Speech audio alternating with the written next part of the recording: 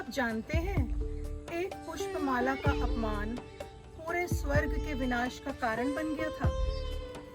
देवताओं की सारी शक्तियां समाप्त हो गई थी। माता लक्ष्मी भी स्वर्ग छोड़कर चली गई थी। असुरों ने तीनों लोकों पर अधिकार कर लिया था और इस संकट से निकलने के लिए स्वयं भगवान विष्णु को एक ऐसी योजना बनानी पड़ी जिसने इतिहास का सबसे महान दिव्य आयोजन को जन्म दिया, समुद्र मंथन। लेकिन ये सब शुरू कैसे हुआ? आइए सुनते हैं ये अद्भुत कथा। दोस्तों, मैं शालू चुग अपने चैनल में आपका स्वागत करती हूँ। मेरे चैनल को लाइक कीजिए, सब्सक्राइब कीजिए और ज़्यादा से ज़्यादा शेयर कीजिए ताकि ये कथा दूर दूर तक पहुँच सके। स्वर्ग लोक का दृश्य है जहाँ चारों ओर दिव्य प्रकाश था। अमरावती नगरी सोने और रत्नों से जगमगा रही थी। देवराज इंद्र ऐरावत हाथी पर सवार होकर देवताओं के साथ भ्रमण कर रहे थे। विजय पर विजय, सम्मान पर सम्मान। धीरे धीरे उनके मन में अभिमान जन्म ले गया। उन्हें लगने लगा, इतना सम्मान, इतना वैभव, ये कभी खत्म ही नहीं होगा। उसी समय महान तपस्वी महर्षि दुर्वासा वहां पहुंचे। उनके हाथ में भगवान विष्णु को अर्पित की गई एक दिव्य पारिजात की पुष्पमाला थी। पारिजात की पुष्पमाला जिसमें बहुत ही तेज सुगंध आती है। इंद्र ने माला तो स्वीकार कर ली, लेकिन मन में सम्मान नहीं था। उन्होंने ये दिव्य माला अपने वाहन ऐरावत के सर पे रख दी। ऐरावत हाथी उस सुगंध से विचलित हो गया क्योंकि पारिजात के फूलों की खुशबू बहुत ही तेज होती है।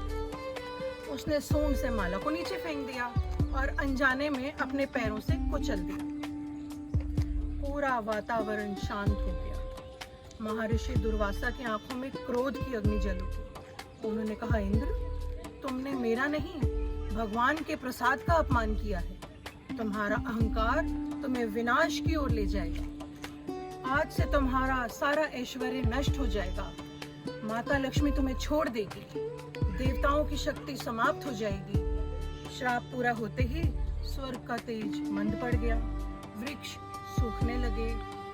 देवताओं का तेज समाप्त हो गया। अमरावती का वैभव फीका पड़ गया। माता लक्ष्मी भी स्वर्ग छोड़कर चली गई। जैसे ही असुरों को देवताओं की कमजोरी का पता चला, उन्होंने स्वर्ग पर आक्रमण कर दिया। देवता एक एक कर पराजित होने लगे। इंद्र का वज्र भी अब पहले जैसा प्रभाव नहीं दिखा रहा था। अंततः तो देवताओं ने स्वर्ग छोड़ के भाग गया। पहली बार देवराज इंद्र स्वयं असहाय हो गए। देवता ब्रह्मा जी के साथ विष्णु भगवान के पास पहुंचे। उन्होंने प्रार्थना की, प्रभु हमें बचाइए। भगवान विष्णु मुस्कुराए। उन्होंने कहा, समय आ गया है, क्षीर सागर का मंथन किया जाए। उसी से अमृत निकलेगा और माता लक्ष्मी भी पुनः प्रकट होंगी। लेकिन एक समस्या थी। इतना विशाल समुद्र देवता अकेले नहीं मच सकते थे।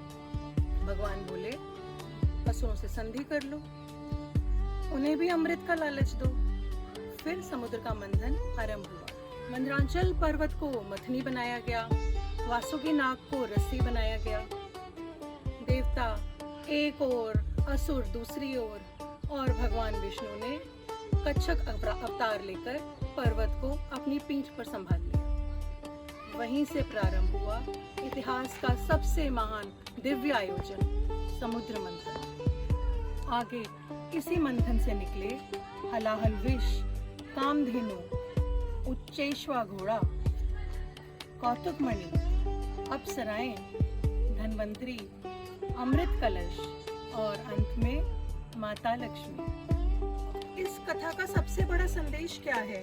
यही कि अहंकार चाहे देवताओं का क्यों ना हो, उसका परिणाम विनाशी होता है। लेकिन गलती स्वीकार करके ईश्वर की शरण में जाकर मनुष्य फिर से महान बन सकता है। इंद्र ने अपनी भूल स्वीकार की और भगवान विष्णु ने उन्हें पुनः सम्मान दिलाया।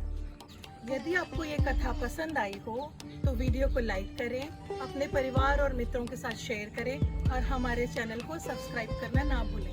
और कमेंट में लिखिए, ओम नमो नारायण।